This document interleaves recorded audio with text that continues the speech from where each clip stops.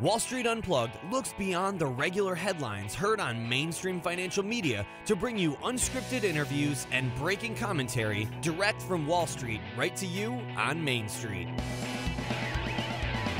How's it going out there? It's August 14th. I'm Frank Curzio, host of the Wall Street Unplugged podcast, where I break down the headlines and tell you what's really moving these markets. Speaking of markets, doesn't get more crazy than this. The news flow is awesome. The headlines and just crazy and out there. And the fact that they go viral so quickly through social media and platforms. I remember days where, man, you had to call long distance, international, speak to clients. Now they can get information in seconds through the internet. The news flow and the headlines, aggressive. Pretty nuts out there.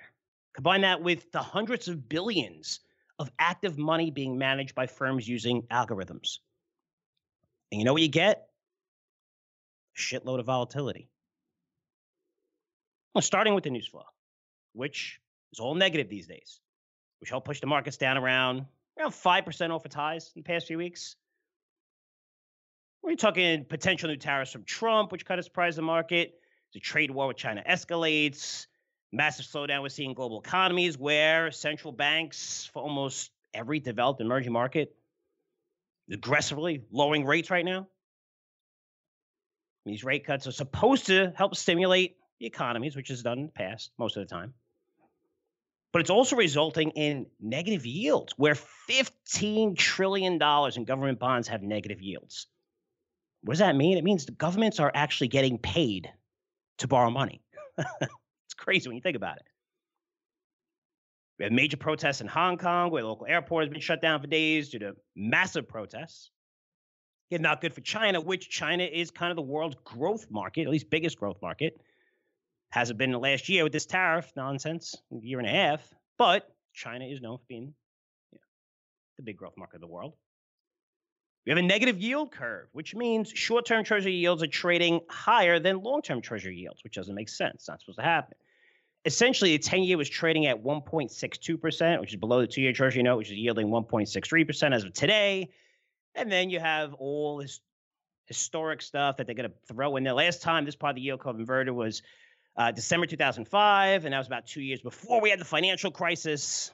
But it's a lot different. I mean, the credit crisis was caused not by subprime loans. It was caused by leverage. People think subprime wasn't that big of a deal. But when you're leveraging and creating synthetic CDOs off of these, off of real estate and pretending that they're all safe, I mean, that's what really, nobody knew how much leverage was in the market. But if there was no leverage and just subprime, the market wouldn't get hit that much.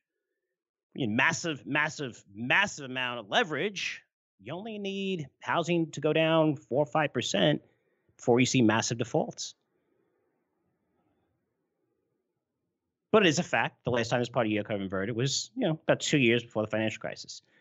And also, when you look at research, I think Credit Suisse came out with a report, which is pretty good. It said a recession occurs on average about 22 months after this type of inversion. So what does that lead to? Recession headlines everywhere, going crazy. You know what? That makes sense. It's an indicator you should pay attention to, not the sole indicator, but for me, maybe one of 20 I look at, and I have to say, most are not signaling a recession. In the U.S., we could have one.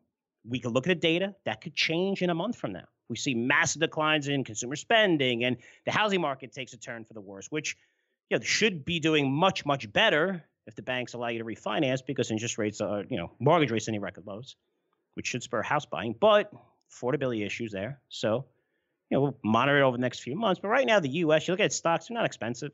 Stock trading at 16 times forward earnings, which is below around the 16.34 times average of the last 5 years. So we're not, if we fall another 10, 15% from here, it's going to create amazing buying opportunities. You see a lot of money flow into this market.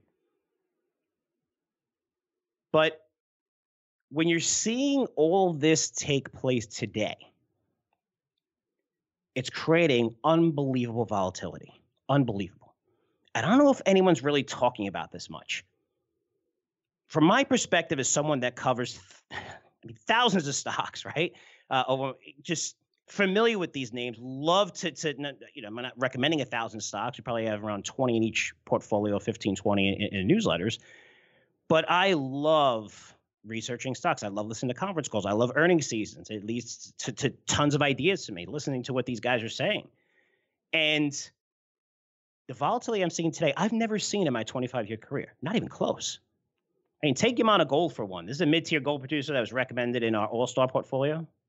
This is November 2018, so roughly 9-10 months ago. So during this time, we watched the stock right out of the gate go up 20%. Then it fell down 10%. It was up 15%. Then it fell down again.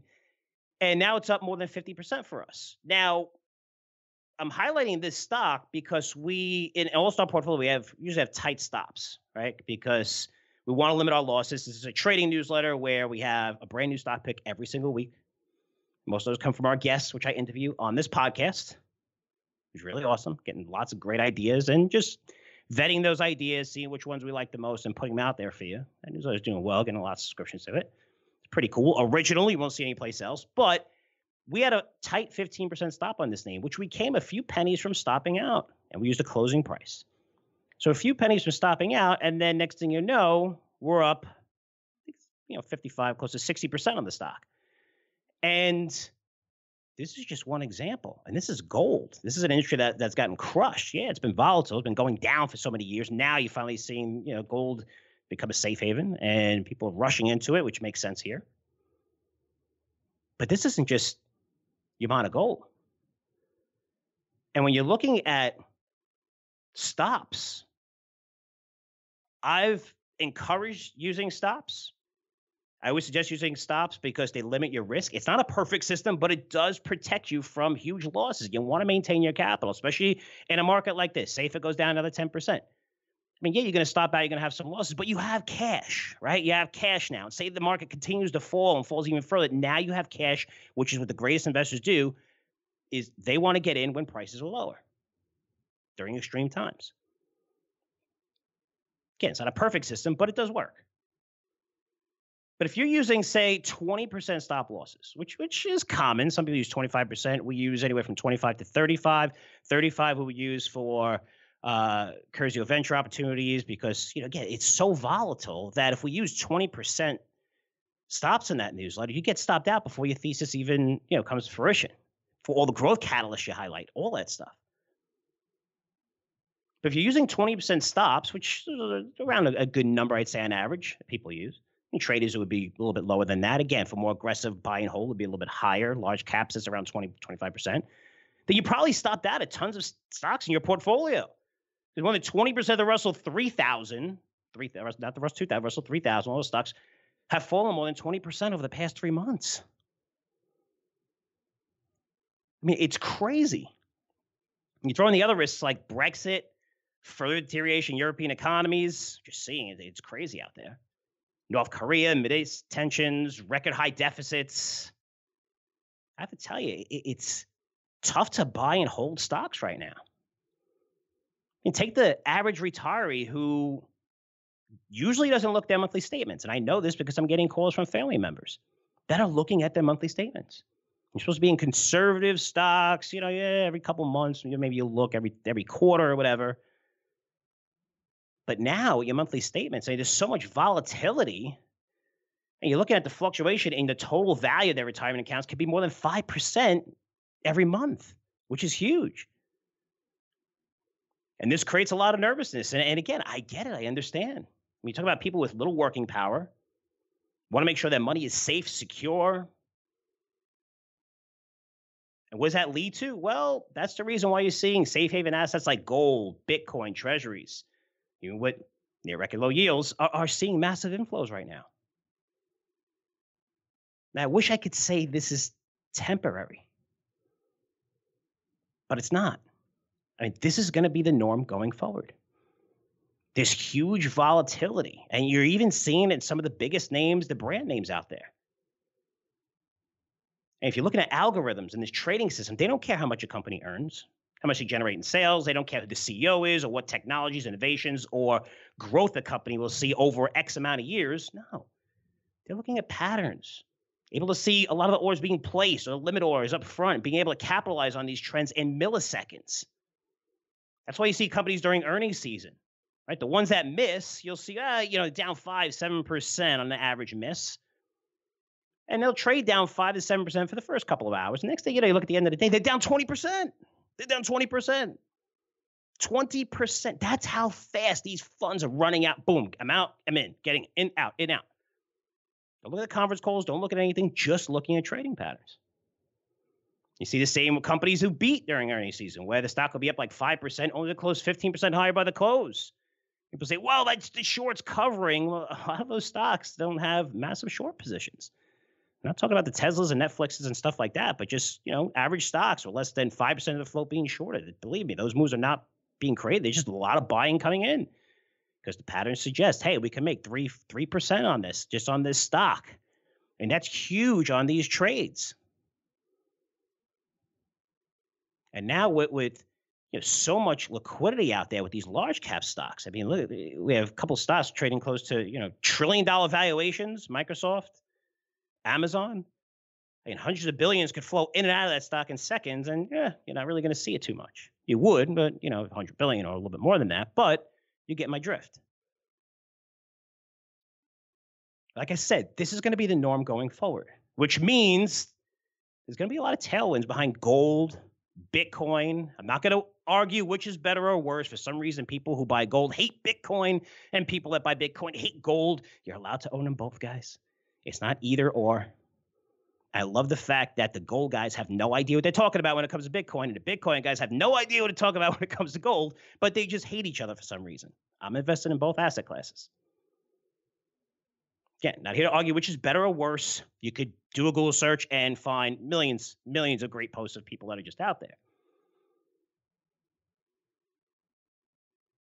But you look at that, gold is up nicely on the year, as well as Bitcoin, which is up around 200% this year. Again, treasuries as well. People look for safe havens.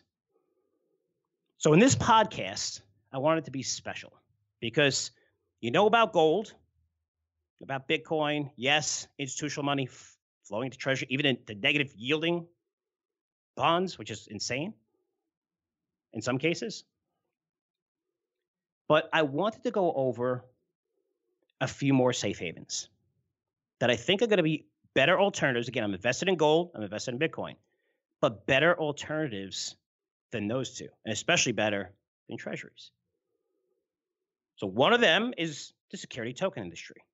You guys know I'm familiar with this, where lots of new digital securities are providing investors with above average yields. You start to see a lot of these things come out. I'm seeing them across my plate. They're going to come out a lot more over the next year, 2 years, 5 years. But that's a huge appealing point for so many people where they're dying for yields. And you're seeing, based on tokenizing real estate, that they're offering higher yields. Looking at some of the biggest bond people looking to get into this industry. A close friend of mine as well. Not that it's a perfect safe haven that you can keep your money there, but it is an alternative. It's an alternative. And that's why Bitcoin is so valuable. People don't talk about why Bitcoin is so valuable because it's not linked to any other asset. If you look at the markets today, everything's correlated. Everything, all the equities. But yeah, you can say, well, small caps are not outperforming large caps, but you see industries.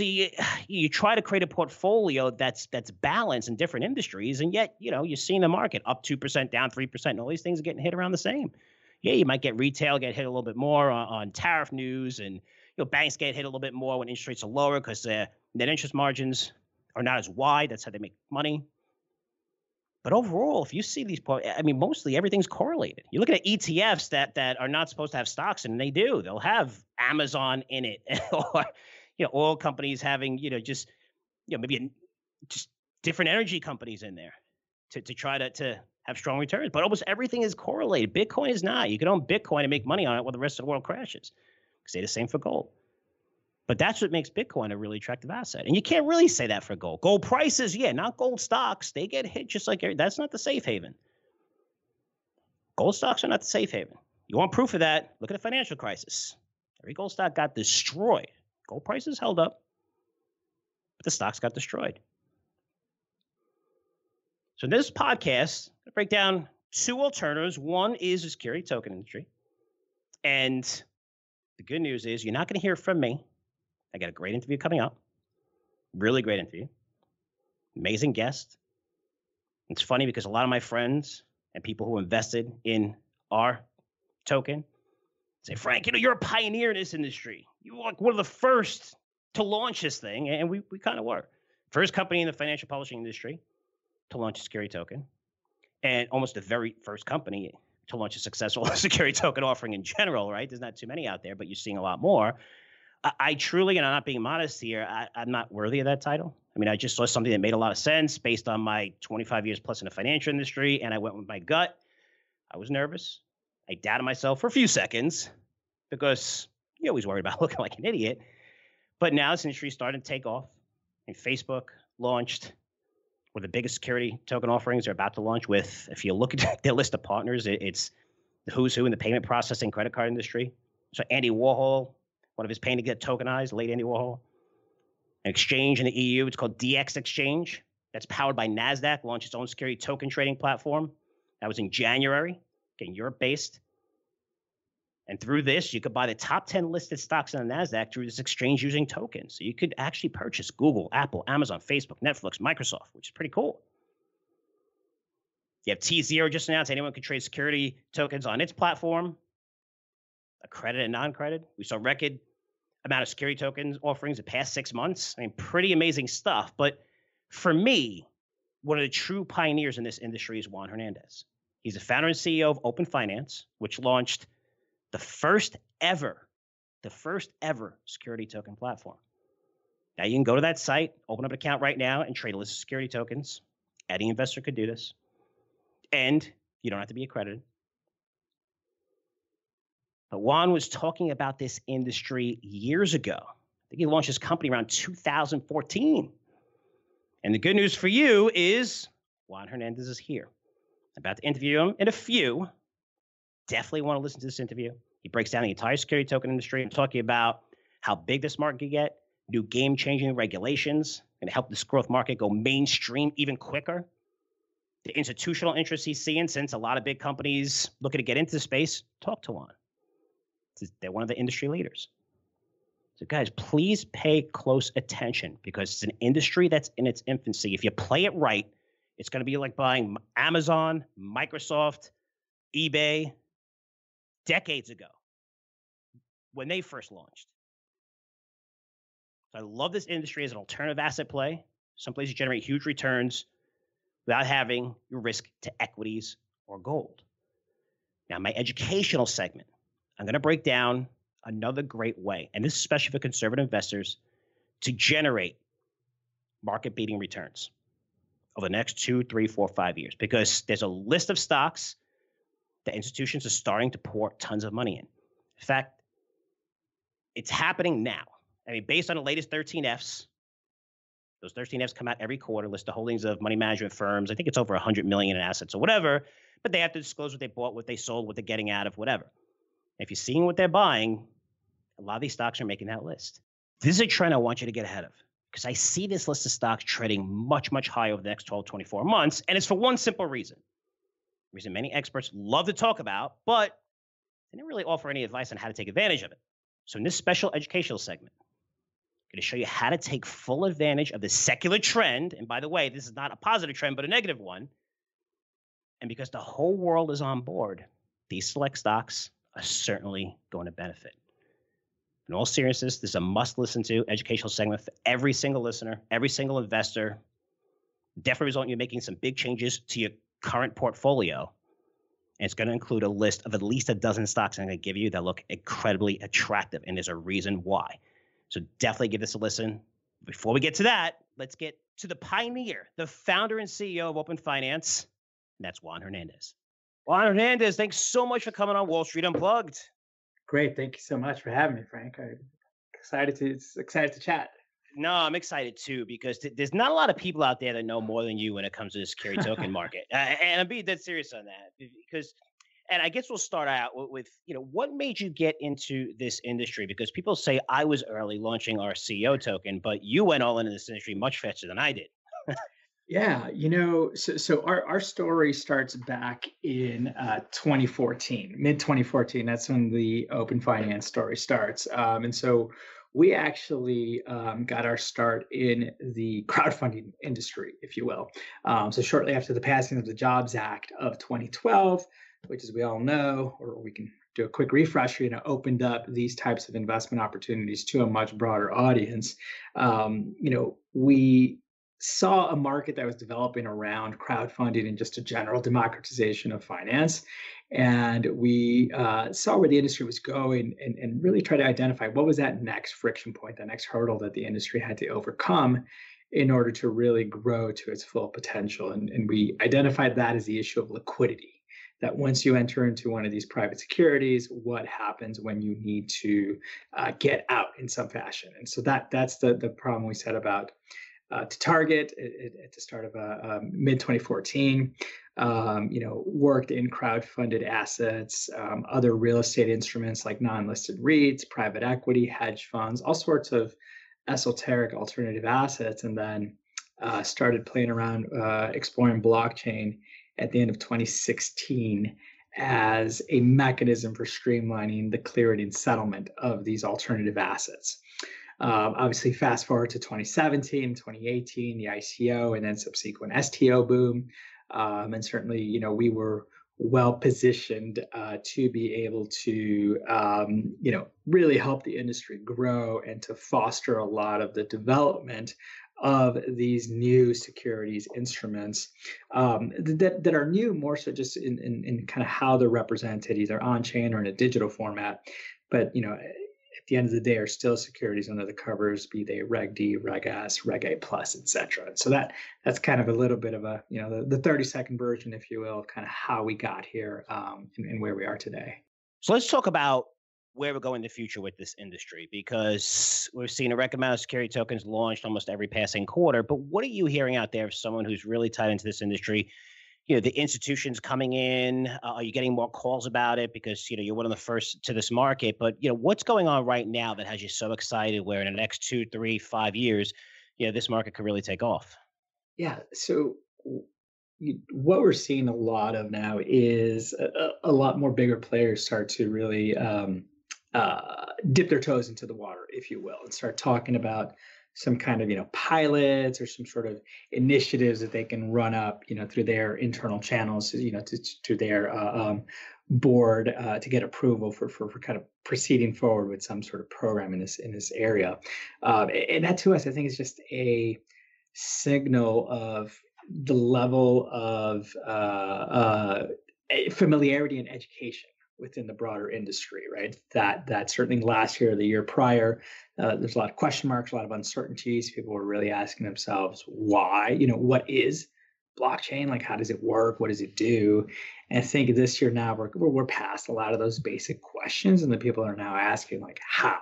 Right? How do we leverage this new mechanism? How do we leverage these new methods of digitization to our advantage? And so that's what we're excited about.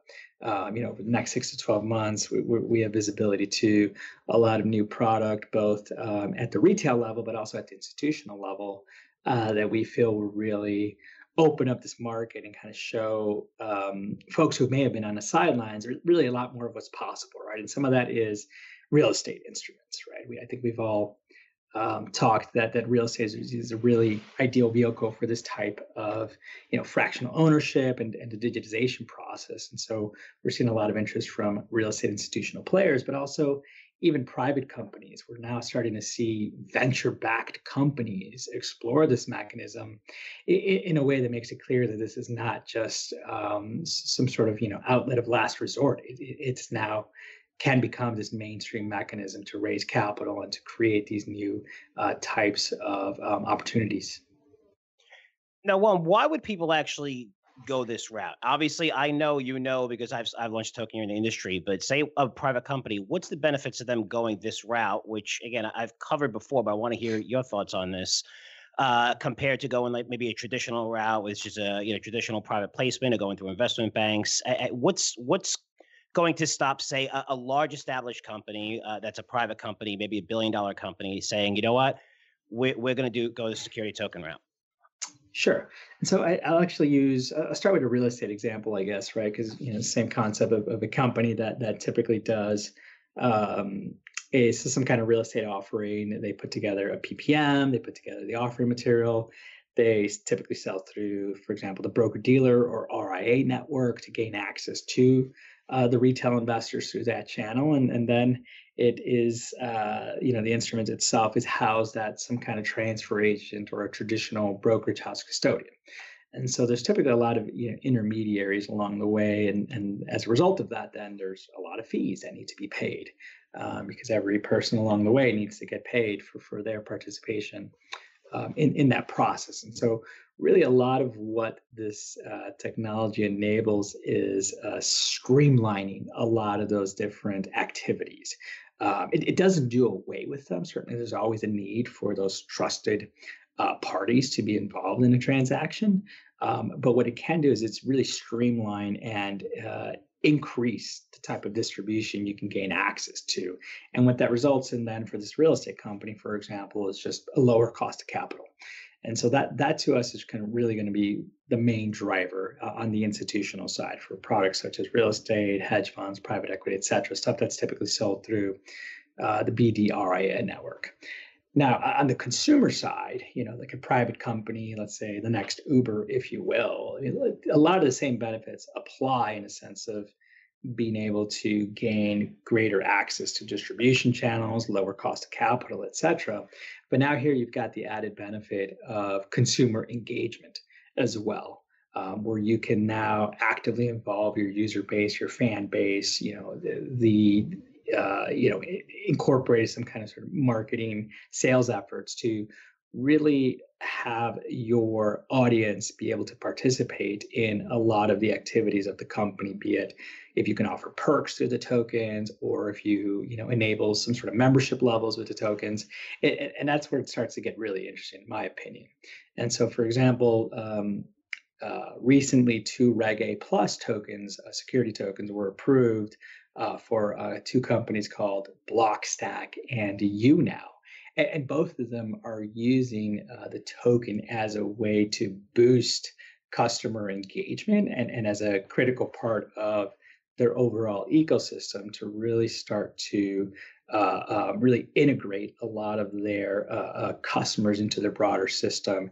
And so it's a customer acquisition method, it's a capital raising method. And so that you really start to see a lot more versatility with the instrument when you start exploring those areas. So you just said Reg A for those 2, which was with Blockstack and YouNow? Yes, and that's Regulation A plus, and this is sort of another byproduct of the Jobs Act that started in 2012. It was a regulatory update to securities laws, and so Regulation A plus allows an issuer, a company that's doing a capital raise, it allows them to take capital from non-accredited investors, which is a really big deal in a sense. Huge. Yeah, historically, you've been limited to only accredited investors, and so these are typically, higher net worth individuals. So, someone who's making, over $200,000 a year or has $1 million net worth or more, and so it's really blocked out a lot of retail investors from being able to participate in these types of investment opportunities. And so historically, a retail investor just hasn't been able to participate in for example, Uber's, pre-IPO deals, pre-IPO investment rounds, and certainly, the Jobs Act then opened up a lot of those opportunities to a broader audience. And so Regulation A plus lets you solicit from non-accredited investors, and you can raise up to $50 million with this instrument. So it's really well suited for this tokenization process, because you can really hit a wide swath of potential participants, both in the U.S. and overseas as well, because you can also then support international engagement. Now, I've been covering the capital markets for over 25 years, and you always see competition in every single sector, industries. But when it comes to competition in this industry, say the Coinbases, T-Zeros, Binance, which is open on a U.S. exchange, it seems like, and I may be totally wrong on this, but it seems like there's almost like an agreement that, hey, as this thing grows, it's going to be great for all of us, where you're not seeing like, hey, we're better than you, we could do this, this is why we're doing it.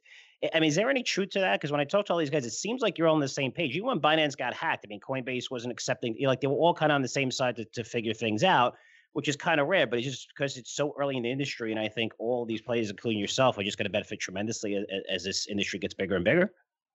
Yeah, absolutely. I mean, I think the big thing that we're all pushing for is regulatory clarity. I think for all of us, we believe there's a big opportunity in this market. There's obviously an opportunity to bring these types of investment products to a broader audience, really kind of build upon that democratization of finance movement that has been occurring over the last decade or so. And there is, I believe, a near universal consensus that better regulatory clarity will help the industry grow tremendously. Right now, that there are a lot of question marks about how certain things can and cannot be done, and as a result of that, a lot of the larger institutional players are still sitting on the sidelines because they're uncertain of how things can be done, what is allowed and what isn't, and so that creates an environment where you don't see a lot of participation from some of the bigger names, and so certainly all of those players you mentioned, have a vested interest in this regulatory clarity, and certainly for us, things around custody of these digital securities. We're still waiting on a little bit of clarification around that, but we know that that's a big deal, right? A lot of family offices or institutional funds simply cannot hold instruments if they're not in some sort of qualified custodian setup, and so that becomes a big limiter and blocker for us. And so, there is, I think, a very collaborative approach taken across the board with all the players in this market who want to see that guidance so that the market can grow. Now, what would be the catalyst, one that you would think? So, I mean, let me frame this right here, because if you look at sports betting, right, a big decision came out, Supreme Court, they legalized it, and you see all these companies, again, they're all fighting the jockey position. Marijuana, we could say the same thing. What do you think is going to be the big catalyst to where you're going to see a mad rush into this industry? Because it's still early. You're seeing companies come in. It's great. It's getting bigger and bigger. But what's going to be the block? Is it regulatory? Because like you said, custody is a big deal, maybe financial reporting, or is it maybe like, hey, Goldman Sachs saying, hey, we're launching our whatever, an exchange, or we'll get going all in and something like that. But what is a catalyst that you're looking for to see like, wow, this thing's about to take off right now? Yeah, I think certainly a precursor is regulatory clarity, but I don't think that in and of itself will be the catalyst. I think a catalyst will be, let's say, someone like a Blackstone, for example, taking advantage of this avenue, and certainly that to us would sort of open up the floodgates, right? Because they certainly, large established name like that stepping in and exploring this option, I think becomes something that really just sets the tone for the industry, right? It basically indicates that, this is, a viable mechanism for such a large player, and if you want to keep up in a competitive market, you need to adopt it as well. So that to us would be a catalyst.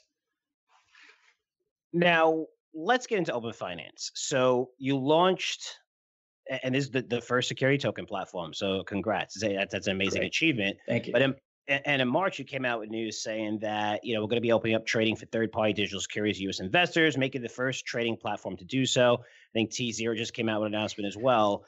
Talk about how big of a deal that is, because it's not just like you mentioned before when we talked Reg A a little bit, and I don't want to get too regulatory with my audience here because I might lose them. But it's important that the Reg D offering is going to allow credit investors to get in. But after a year, these things go free trading, where anyone could really buy these things if they sign up to the platform. That's here now. To me, that's a huge deal. Yeah. That's right, isn't it? No, absolutely. That is a big deal. Certainly, these are opportunities that, again, traditional mom and pop investors like you and me, for example, would never have access to these types of opportunities. And so now we've basically created an environment where, certainly there's obviously always a lot of risk with any type of security investing, but private securities, we strive to help the industry grow in its disclosures as well, right? And the ability to, have companies release quarterly financials. So that's a big thing we're pushing for as well. And all of that, I think, creates this environment where these mom and pop retail investors have enough information and knowledge at their disposal where they can make informed decisions. And now they have these new investment opportunities that they're able to gain access to, either on our platform or someone else's platform. And again, that's just something, it's unprecedented, right?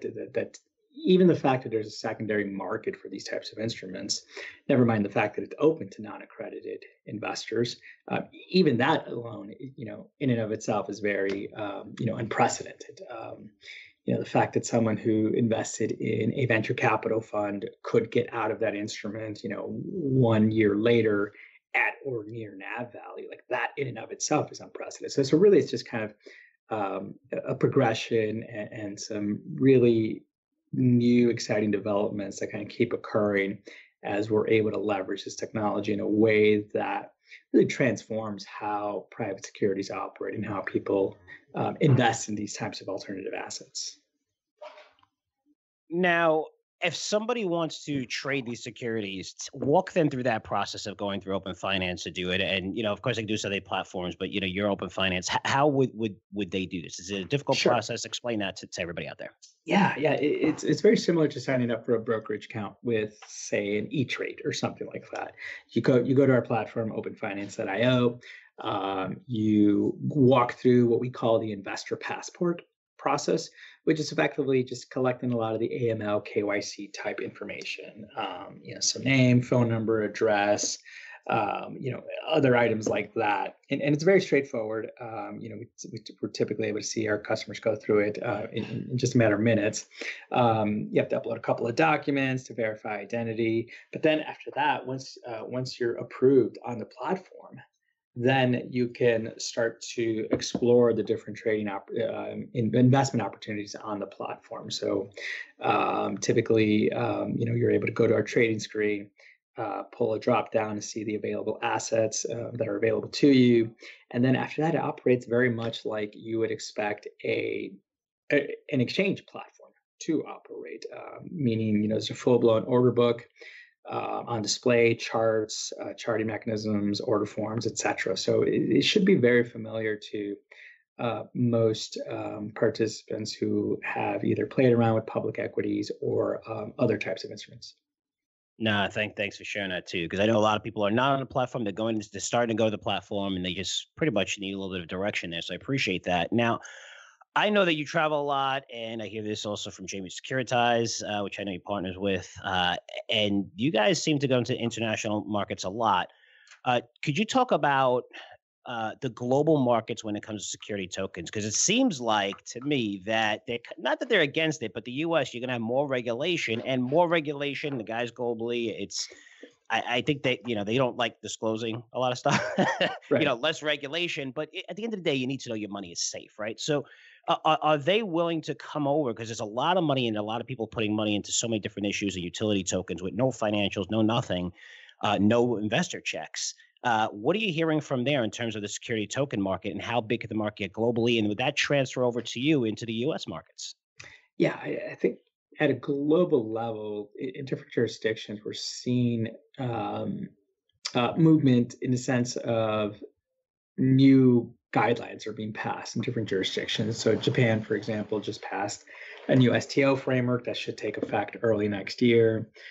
Korea, Singapore, in Europe, they're updating some of their standards as well to be to account for some of these new mechanisms that are at play now with this, the blockchain and tokenization aspects. So, some might argue that the U.S. is kind of lagging behind some of these other countries in terms of updates or refreshes to the frameworks. Certainly for us, we feel that the U.S. securities framework has a lot of, it's been tried and tested and true, and certainly there's a lot of case law around it. So for us, we actually see it as one of the more, the clearer securities frameworks worldwide. Obviously, we would always want to see more guidance around custody and other aspects. But to your point, I think a lot of what this technology is enabling at a global level is it's really reducing the barrier in between being able to invest in instruments from other jurisdictions. And so certainly even before any of our efforts, even before blockchain tokenization, there's always been a big appetite from international investors for direct access to, for example, US real estate product. And what everything we've been working on with technology has actually made it easier for someone, say, from an Asian market to be able to gain direct access to high quality institutional level US real estate. And so in that regard, certainly we're seeing a lot of interest overseas for participation in those types of offerings because it's certainly something, again, the underlying offering is just very sound and strong and very desirable. And the technology is just facilitating, making it easier for investors to be able to participate in it. So I think it's still early days. We'll see, how the different jurisdictional frameworks play out. But, I think, all things being equal, I think certainly there's always a healthy appetite for U.S. asset-backed securities. And I think it'll remain that way for some time. Okay, now for the fun stuff and get to like the last few questions here. So we're just going through this industry and so serious about it because we're so excited about it. But so as you know, I just closed, or we just closed, I should say, a Curzio Equity Owners congratulations. Offering. Yeah, thank you so much. And I believe you worked with one of our partners, Securitize, on that offering. Which was a great experience. Yes. And now that we closed, over a year from now, then we can go free trading, and we're looking to go on exchanges. So because of regulatory and stuff, we'll make it simple. Pretend it's somebody else that just closed their token offering, and now they have, in a year from now, it's going to go free trading. If they want to go to your exchange and have the trade on your exchange, talk us through that process. I mean, because the goal here is for anyone that does it is you want more liquidity, so you want to trade in the biggest and best exchanges, which yours is one of them. How would one do that and they approach you? And what's the process? Because it's not, hey, I'll write you a check. You go through like a pretty crazy process to make sure everything's like perfect, don't you? Yeah, absolutely. And I'll just start with a quick point of clarification. We're an ATS, an alternative trading system, and not an exchange. And so that's how we're licensed and set up here as a trading platform. So just wanted to clarify that one quickly, just terminology wise. And so the process of getting listed on our ATS, certainly we go through a due diligence process. There's about a 20-point checklist that members of our issuer onboarding team can assist anyone who's listening, who wants to come reach out to us. And so it's not a very onerous list in my opinion, but what it does is it kind of just sets, looks for a lot of baseline requirements that we need to ensure in place before we can start the process of trying to onboard a new instrument onto our ETS. And so that includes things like the PPM, offering memorandum, latest financials, information on the owners, attestations on AML, KYC, accreditation, et cetera. And so really, it's more of just a checklist, if you will, that we've put in place in order to ascertain that the offering was done in a compliant way, that there are proper provisions in place around, for example, waiving right of first refusal, for example, if that's needed with the instrument, and then just other sort of just safety checks, if you will, around the offering and the team behind it. And then, after that, certainly, it's a pretty straightforward process thereafter to ensure that, we're able to compliantly load up these new assets onto the platform and make them available for traders. Now, after I did my due diligence, I decided to go with Securitize. And by going to Securitize, they provide all this stuff for you, which I guess would make it so much easier for you, right? So if someone used Securitize came to you, and I guess my question is it important for someone to do this to go, and I think it's Polymath as well, is really to go through these services that do all these checks? And is it right to say that it makes sense for you to partner with these guys because it's a lot easier to get on your exchange once all these checks are done, I can imagine? Yeah, absolutely. We do strongly recommend that issuers work with one of our select partners. Certainly, we list them all on our website, and a lot of it is just, again, as you noted, right? A lot of just ensuring that you're doing all just the basic blocking and tackling type elements, the stuff that we don't want any of our checklist items to be gotchas for teams later, right after they've done their issuance. They're like, oh, we didn't know we had to do item number 19. How come no one told me this? So we actually publish our guidelines on our website.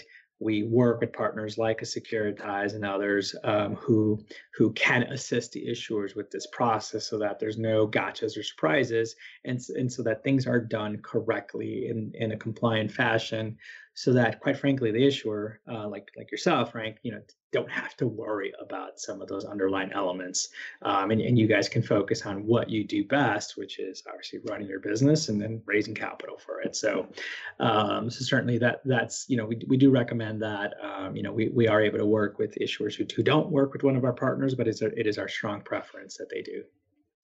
All right, last question here. Of course, going to be the hardest.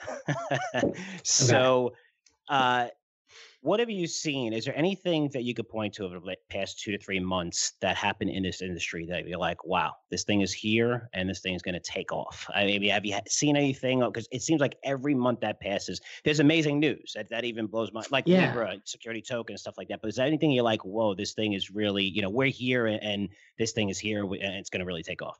Yeah, Libra was big because obviously it just kind of brought it to just the everyday conversation. There's so many people talking about it at that time. I think it really, just for the whole industry, it kind of really moved things forward. Whether or not they're actually able to get there and go live, I think hopefully they can in some fashion, but it really just kind of moved it forward across the board.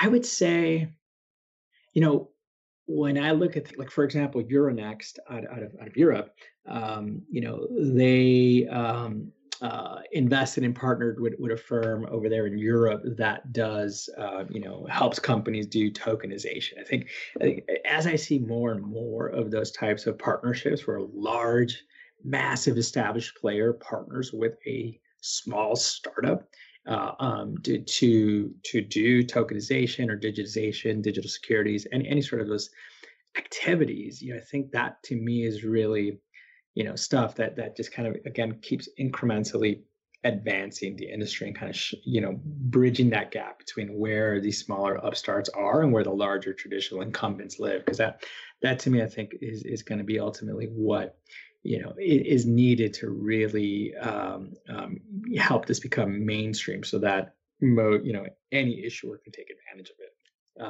So that's just one example. There's some other ones. Certainly in Australia, I know that the ASX has been running, initiatives with blockchain and securitization there, and so just things like that just kind of help to further validate where the market is headed. Nah, it's great stuff. And Juan, we'll leave it there. I usually like to keep these interviews to 20 minutes, but I just enjoyed it, just going into the industry. They hear it from me all the time, but it's nice to hear from outside source, which is really cool. So I know how much you travel. I know how busy you are. So I just want to say thank you for coming on the show. I really appreciate it. Yeah, absolutely. Thanks so much, Frank. I love Juan. I mean, he truly is a pioneer in this industry. It's nice to see his hard work is paying off. There's great news for us. Curzio Research. I mean, the fact we're so early into this trend, we launched our own token called Curzio Equity Owners, which will go free trading in July 2020. And the fact that we have an established company that we did this through, a good brand, we're generating millions in revenue. The biggest players in this industry are reaching out to us.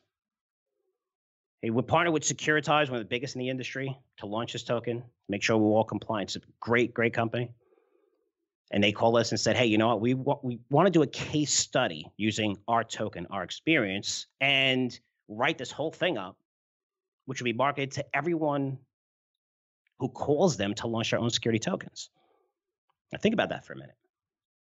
And not even that, but just talking to T0 personally, numerous industry experts, reaching out to us, the cream of the crop in this industry.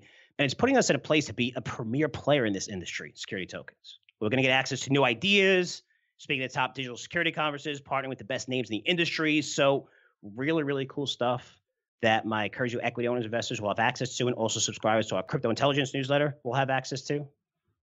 But some really cool stuff in this industry. Again, trying to find alternatives for you guys outside of those safe havens outside. Again, for retirees, I get so many questions. Income generated. Could you start an income generated newsletter? You want safe havens. Okay, that's this educational segment's going to be about. And by the way, I love that interview at Juan. I know we kind of went into regulation and stuff like that. We need to cover things like that. I want you to be familiar with the whole industry. Sometimes it can be a little boring. Just look for ideas. But this podcast is about you, not about me. Let me know what you thought at frankcurzioresearch.com. Now, let's move to the educational segment. I mentioned earlier, $15 trillion in government bonds trading at negative yields. Put that in perspective, it's 25% of the market. 25% of the market. Which means governments are actually getting paid to borrow money. So this is pretty crazy on the surface. But when you take a step back, what does this actually mean? Because it means more and more institutions, people, investors are becoming increasingly desperate to find a safe haven for their wealth, right? So much so that we'd earn a little bit of a negative yield. You could turn to gold. You could turn to Bitcoin. You could bury your money in the backyard. Whatever floats your boat. Whatever is a safe haven to you. But there's a trend that's pretty scary now, and it's not going to stop. You're familiar with it. I know you're familiar with it. It's talked about a lot. You're just not hearing people talk about how you can take advantage of it. And this trend is causing money to flow into government bonds, despite having negative yields. And that trend is a race for every central bank to lower short-term rates the fastest. Because most of the world, they're seeing a massive slowdown in their economies. The easiest way to try to stimulate the economy is lowering rates. But if you want to put this part in perspective, India, New Zealand, Thailand, Netherlands recently cut rates. Australia, rates are at record lows. Germany, 30-year bonds turned negative for the first time ever. Hong Kong lowered rates. Saudi Arabia, United Arab Emirates, Brazil, Turkey, Paraguay, South Africa, Ukraine, South Korea, Pakistan, Serbia, Chile, and keep going and going and going. 35 countries in total lowered rates just last month. Just last month. Again, in an effort to stimulate their economy, since lower rates usually result in more borrowing, thus, more spending from consumers on houses, cars, furniture, clothes, everything. You can have a lot of fun, read articles from some crazy whatever. Liberals sometimes to get out there. End of the world, guys. You're saying, hey, you better be careful. This time is buy a bunker, find a cave to live in, buy guns, buy ammo, expect riots in the street. I mean, I've read it all. The newsletter industry. Banks are going to close. You're going to lose all of your assets. ATMs will stop working. Get your money out of the U.S. now. Just hear so much of this. And a lot of it's all BS. I mean, you want proof? Every person telling you that is selling you something. They really don't give a shit about you. They give a shit about themselves. They want you to spend money on their services. The best way to convince you is to scare the crap out of you. Simple. Marketing 101. But let's come back down to the real world for a minute. And you could do that by asking yourself one question. How can I make money off this trend of all developed and emerging markets, all these countries, all the central banks, lowering rates, going to continue? How do you make money off this trend? Because if you ask yourself this question in 2010, right after the credit crisis, you would have ignored all the BS about how banks stole taxpayers' money to get bailed out, which is true. How these guys never got punished, which was true. How they became rich taking on huge risks with our money, all true.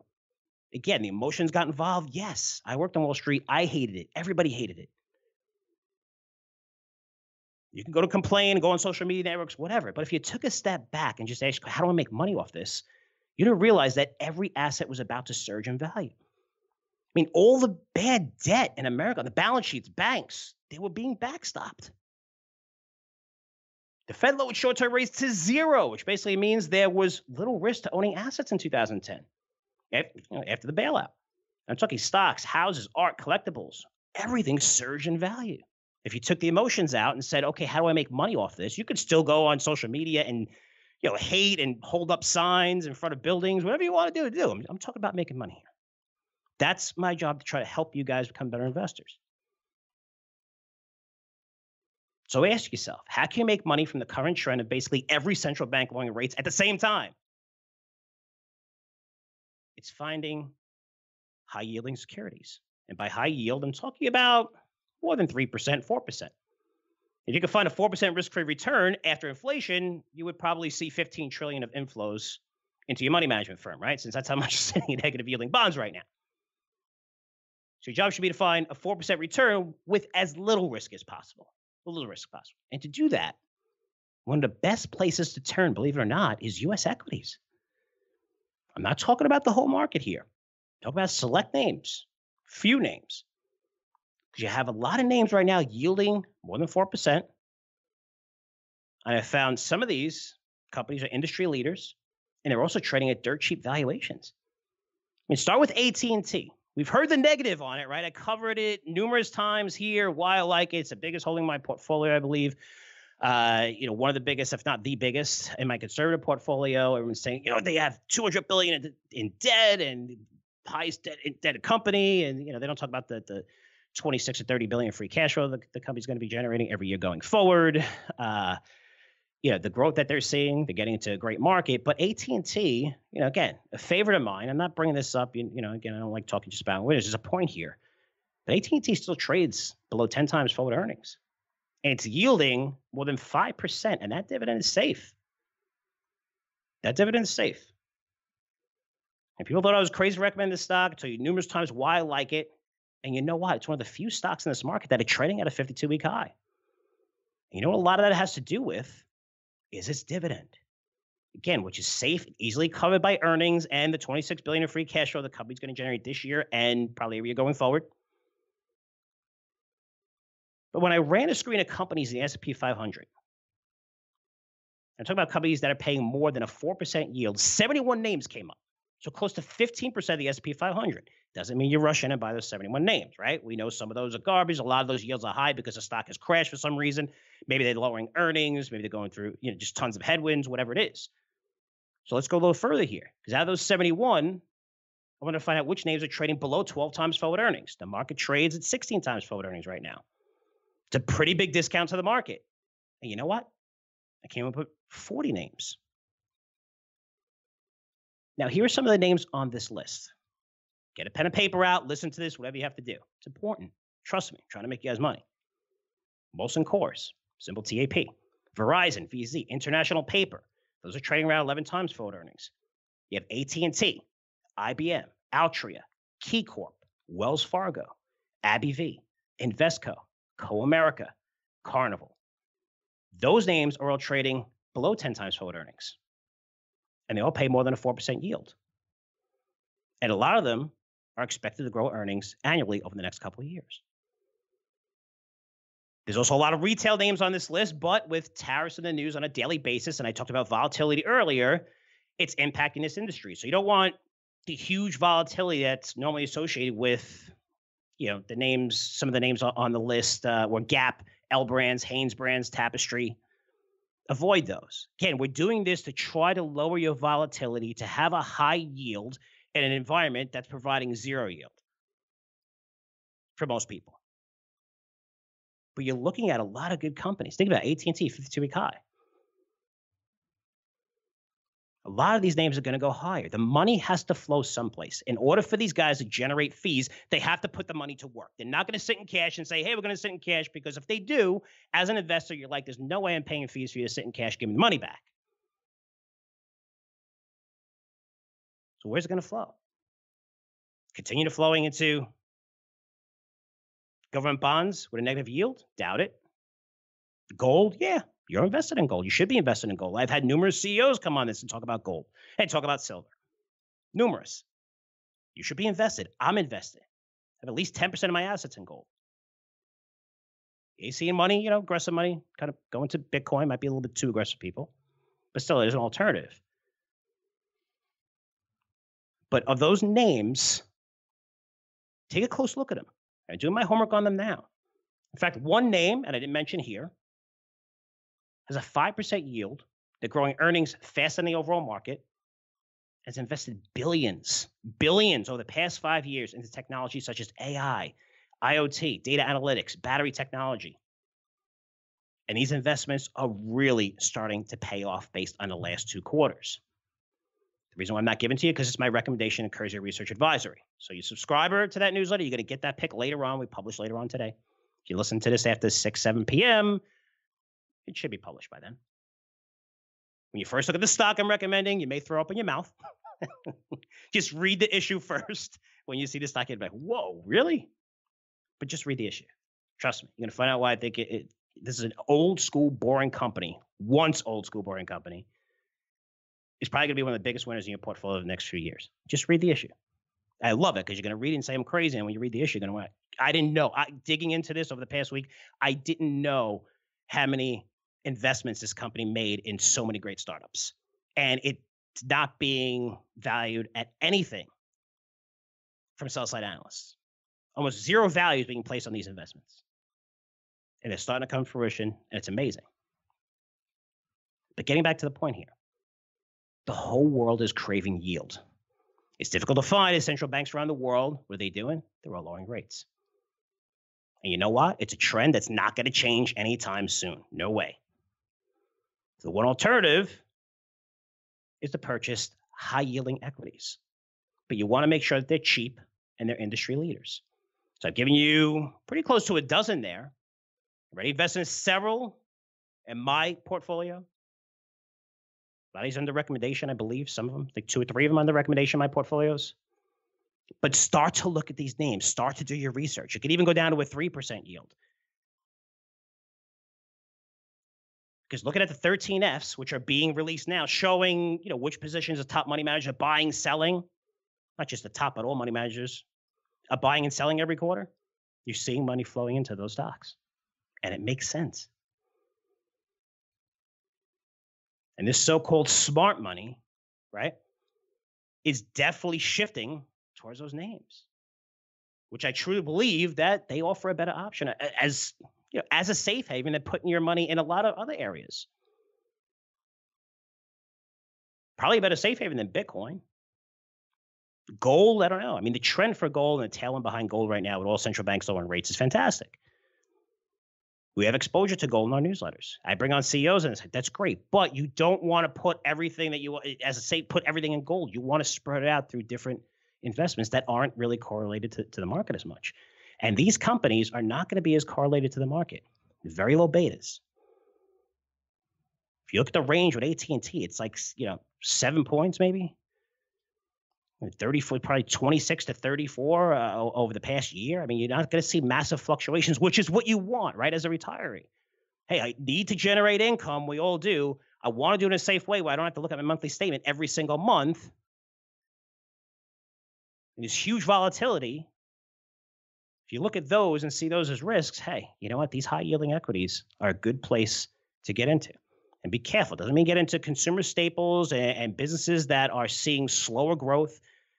The earnings are declining year over year. Be careful because the yield means nothing. If you have a 5, 6, 7% yield, but the stock's down 20%, the yield is meaningless. You want to make sure you're invested in good companies that are growing earnings, that are investing in innovation. I mean, IBM's a great name on that list. The Red Hat acquisition was amazing. Integrated it right away. You're going to see a company benefit tremendously going forward. Is it going to be volatile? Yeah, it's going to be a little volatile with the markets, but 5% plus yield. Yield's easily covered by earnings and cash flow. These guys are going to start seeing huge increase in earnings. Sales are going to change that trajectory of going down all the time. It's an amazing acquisition, but that's a company that looks very, very attractive in this market, as well as a lot of the other names that I gave you. IBM, I vetted, I researched in our newsletter. We're up on it, so I'm giving it away. Recommended another one in CRA, but start doing your research on those names. That provides a nice safe haven for you, and it's going to offer you strong returns. You're not sitting there generating 1.5%, 2%, which is basically zero after inflation. You want to invest in good names. And remember, the stock market is not expensive. It's not cheap, but it's not expensive. So as we go down, these companies are already trading at 10 times, below 10 times forward earnings. If we go down further, it's going to be 8, 7 times. Eventually, they're going to be like, whoa, this is no joke. We got to buy these things. Trading at such a huge discount to the markets. So when I look at this and the scenarios I posed to you, again, security tokens, a little bit more risky. Hope you like that interview at Juan. But if you're looking at those high dividend names, Dev, hopefully you wrote them down. If not, listen to the podcast. There's a rewind button on it. And people always ask, Frank, what was that symbol you said? Just rewind it. It's like this new technology. You can hit rewind on iTunes or whatever. So make sure you write down all those names, start researching. Trust me, you thank me a couple of years from now. But that's a great place to start, especially if you're looking for a safe haven in a market that's going to see incredible volatility. It's going to get worse and worse due to so much algorithms out there. That's the place where you can get low volatility, good returns, and a safe haven from a lot of the risks that you're seeing in the marketplace. So quick note before I go, if you're interested in signing up to Curzio Research Advisory, because I'm getting a lot of questions on it, it's a newsletter I provide a real cheap price for. It's always less than $100 a year for a subscription. And it's low because I want a lot of you to be able to get access to quality research, good ideas where, I write this newsletter personally. Every recommendation is 10 to 12 pages. You're going to learn something every single time why we like the stock. Of course, I'm not going to be right every single time, but I've been right more than I'm wrong. That's why I do this for a living for over 25 years. But it'll provide you an education. It'll provide you the way you're really supposed to research stocks. Again, you're not going to see that deep of research in a newsletter industry. I know because I've been in this industry for a long time, and I see some of the recommendations that are 2-3 pages. No, this is detailed analysis, also highlighting the risks as well as the rewards, stop losses, buy up to prices. Again, you can have that for a cheap price, and we do have newsletters that are much more expensive than that, but I've always kept the price that low. This way more and more people could get access to quality research. It's the least I could do since all you guys have been listening to the podcast so long. If you're interested, just go to our website, www.curzioresearch.com. You could sign up there. If not, no worries. But again, I did want to mention this since I'm getting lots of questions from you about how to sign up for CRA. So guys, that's it for me. Hope you enjoyed the podcast. Thanks so much for listening. I'll see you guys in 7 days. Take care. The information presented on Wall Street Unplugged is the opinion of its hosts and guests. You should not base your investment decisions solely on this broadcast. Remember, it's your money and your responsibility.